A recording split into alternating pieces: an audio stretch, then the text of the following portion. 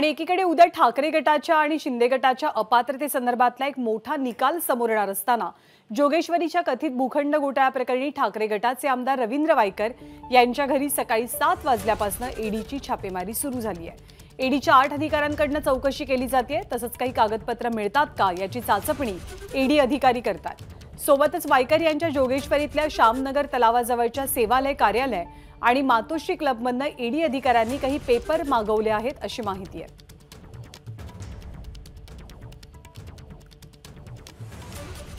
तर रवींद्र वायकर यांच्या जोगेश्वरीमधल्या कल्पतरू निवासस्थानी ईडीचे छापे पडलेत, तर वायकर यांच्यासह 3 पार्टनरच्या घरांवरही ईडीनं छापेमारी केली आहे। वायकरांचे 2 पार्टनर लोखंडवाला आणि खार परिसरामध्ये राहतात। वायकरांशी संबंधित एकूण 4 ठिकाणी ईडीनं छापे टाकायला सुरुवात केली आहे।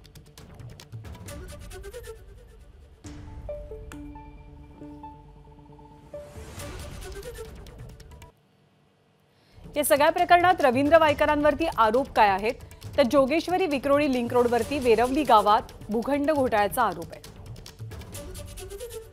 मैदानाच्या आरक्षित जागेवरती अतिक्रमण केल्याचा आरोप आहे। आणखी एक आरोप म्हणजे 500 कोटी रुपये खर्चून 2 लाख चौरस फुटांचं हॉटेल उभारलं। 2021 साली वायकरांनी महापालिकेची फसवणूक केल्याचा सुद्धा एक प्रमुख आरोप आहे। महापालिकेचे अधिकारी आणि उद्धव ठाकरेंचं या घोटाळ्यांना पाठबळ आहे असा आरोप किरीट सोमय्या यांनी केला।